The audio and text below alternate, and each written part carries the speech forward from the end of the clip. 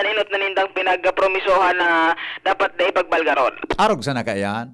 Ano ang mga pwedeng ipatong na penalidad sa mga nagbayular? Ngayon yan, VP, dahil pa sila nagtataonin magkakanigong statement kung ano ang mga penalidad na posibleng sa paron kailing mga operators sa sindangani pigalat ko na nindaan consolidation o kaya ang pag-diskutir ka na mga concert agencies manong digdi an mo ya daw ninda sa raro sa naan na lakdang nagigibo ninda. So, dahil sinda naghihiro ngunyan habang dahil pa so report kang dinar, tama? Yan sana, anday dara. Dahil sinda na... Okay. So, yan, taliluya. Ba't ko na kami? Pero tako. Yan baga, aloy na baga ang report. Report na nga ng kay Gob. Anong aksyon kan di na Pedro Albay duman sa pound sa naaraman kang dinar tungkol diyan? Yan, VP, ito na Anong gigibunin na duman sa mga violators na ito na naaraman na may mga clearly may violations? ang aram ko, Kuda, VP, dahil sinda ka na papaisip, gusto sabihin, di man sila nag-monitor da sinda before the investigation of DNR while the quarry operators are in process of kot-koting the baybay. Diyan sa palibot kan mayon. Dahil hindi pigmamonitor yan. Ngunya na-discover na may violation pala pagkatapos na mag-orden ang sekretaryo kang DNR. Dahil na monitor ito. Inda sana. Ayan na nga po. Ako naghapot lang ako Takon constantly they have monitored all of these quarry operators. They kina-found out sa DNR na may violation palan ito. Ako nagmo-monitor sinda kaya. Iyo. Ako naghapot lang. Hapot man sana sa kuya. Di ba? Medyo bako maray na. So, dinar pa nakadiscover na may violation pala. Samantalang sinda, so mga in charge yan, ang dapat na mag-monitor kung pigsusunod kang quarry operators ang dapat na regulation sa pagka-quarry sa palibot kan mayon. Well, Ako tabi, nagapot lang. nakulang hapot. Nagapot man sana ako. Taday man kimaraot sa paghapot. Hapot man sana ito. So, initially, David, nagkaigwa na sindanin na pagkikipag-ulay sa mga operators niya, pero di pa man pinag-disclose kung ano sa napag-urulayan. Iyo. Ako nahaluyan ako kaan. Uy, baga sige ang uran. Oo. Sige bang ang uran? Sige ang kwan kan palibot. Mauran. Disyembre, mauran eh. Oo. Apat ko tama. Okay na? Okay na? Kana? Okay? Well, iyan ang inisal na pahayag na ako ataman sa Pedro Albay. Tutukan muna sana yan? Tutukan muna sana yan. Okay? Ilingon ako ano mangyari sa pag-urulay-ulay ninda, Giraray. Yes. NVP inisal na informasyon digdi sa Luwas with Boy, Sumobia, at Scalero, DCGB. Mga sarawayon. Di ka pa nakit na naman indo ako kunya di ka magparapikon-pikon. Diyos ko. Patapas ko. Di ka magparapikon-pikon. No, Dipisil, pag-arog ka ng ororo, no, di ka sana, relax ka sana, Di ka lang masyado problema ka yan.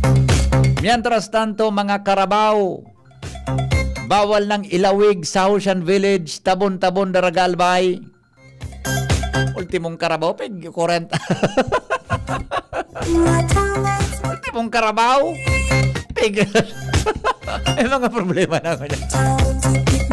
Luens! Renz Luna, pasok. Renz. Kabirilot na kasi. Ultimong karabaw. Problemado naman yan. Paano Hello. Okay na. Okay, sige, go. Hello. Pangyayari sa maabaka. Hello. Go ahead. Yeah, go. Yes, maray na aga BP asin na maray Karabaw na na. agas tong mga parantabay. May nitilit na barita, bawal lang ilawig ang karabaw. Yan sa Ocean Village. Di naman kaya pwede. Subdivision baga. Lawigan mo kay Karabaw.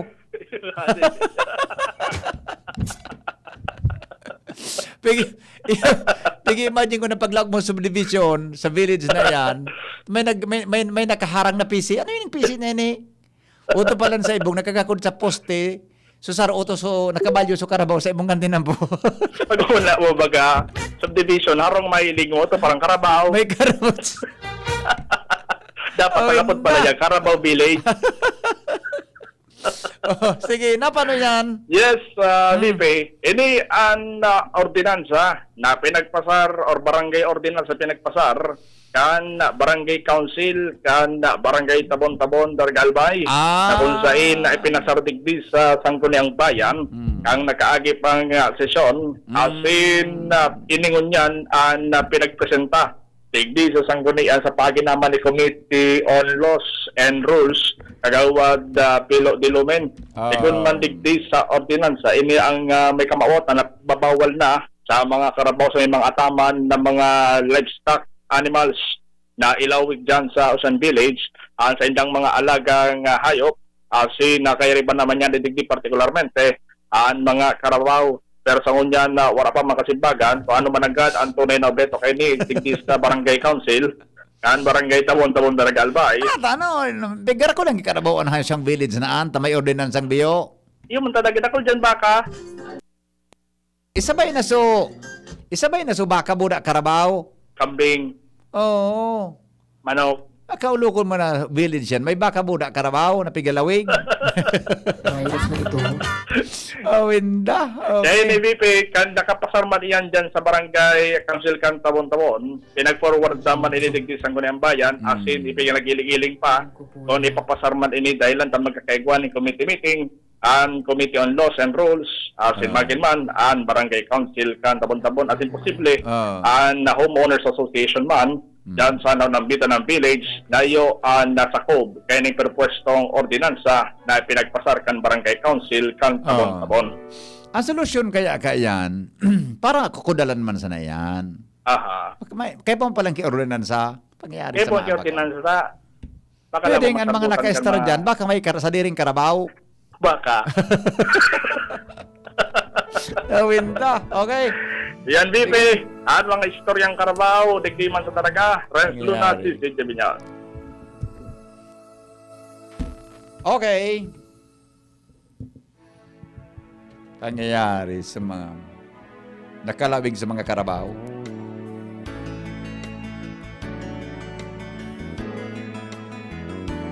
There's a place in your heart. All right. Hello. Good morning. Hello, Sir Henry. Good morning. Migo. Morning. Opo, may ano lang ako ta. Gusto naman sa quarrying. Quarrying. Sige tabi. Okay. Aram mo po, sarap man lang ang violation kan contractor na tiga bantayan kan mga agencies na nag-monitor sa inda. Ang violation man lang sa tiga bantayan kan kung mapundo ang bahog. Oh. Iyo man lang. Yeah. Tama ka po dyan. Anyway, halatong tatabi. So, final na uroron kung ano talaga. Buda, gusto kong maraman kung anong penalidad duman sa mga violators. Tama, Migo? Yes. Okay. Salamat, Another thing tabi, Sir Henry. Opo. Itong so latest na binanggit mo ba na so sa Ocean Village, Oh. kung makadigdi ka po sa Ocean Village, mahiling mo talaga ang mga nakalawig-digdi. Makarabawon talaga dyan. Grabe. Kasi ang Carabao- kambing, karabaw. Baka, Opo. kaysa iyan, Migo, mga karabaw sa, kaysa iyan, tayo may sarili ka. Mga taga-digdi sa gilid, sa outside kan Aba ko Ocean. man tagalaog, tagaluwas. Igwa mo na tagalaog. May tagalaog. Igwa man. Oh, parang unang kung tagalaog. Since malawig ang karabaw niya pag binawal na. At ang mahiling mo minsan digdi ang mga tinampo, ang mga atik, ang mga Karabaw. hayop na yan. Oh. Tiraon dyan. Iyo. Sige Sige, ta. ta. Parte na ang tinampo, mapakraton dahil sa ihi ng kanding. Tingnan ba kung karotan? Grabe, At kung ika ang presidente digdi, nagbakal ka kiling lugar digdi, nagpatugdo ka, ta gusto mo ko sumaray ang lugar. Yes. Araw ka na mangyayari, maski ka, mauuyam ka. Iyo. Kaya ka nag-start sa village, subdivision, ta gusto mo, kari komportable man na buhay. Iyo tabi, ang sarap pa. Masabat sa imo, karabaw budak kanding sa kabata. Dahil po yan sa mga paralawid na, maski sisay-sisay, nalalaong digdi sa Ocean. Security concern po yan, tadakulo Iyo. ng harap-basan digdi sa Ocean Totoo Village. yan. Totoo yan. Sarap pa po yan. Okay. So dapat ko tanay hiling yan kan mga council na concern dyan. At least may kwa na, may ordinansa man, okay na yan. Masolusyonan na agad yan. Tibaad lamang tabi. Oh, okay. Okay, thank you. Salamat, Migo. Bye-bye. Okay. You really try. Mga tugang, salamat kan sa rumbagang tabay. Let us heal the world. kontra po sa anuman nakatibaadan sa buhay. Salamat po. God bless us all. GB us all. Ways to get there if you care enough for the living. Make a living. An hapot. Ano nga ning hapot naan? Kay ba si Henry Maceda, ang lalaking hindi inuumaga.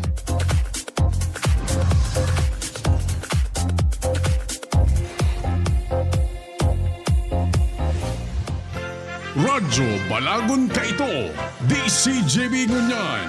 Ang nainot, pirming nanginginutan. Always number one. Always number one. DCGB, 729 kilohertz. Enot sa Bareta. Enot sa Gabos. We wish you a Merry Christmas. We wish you a Merry Christmas.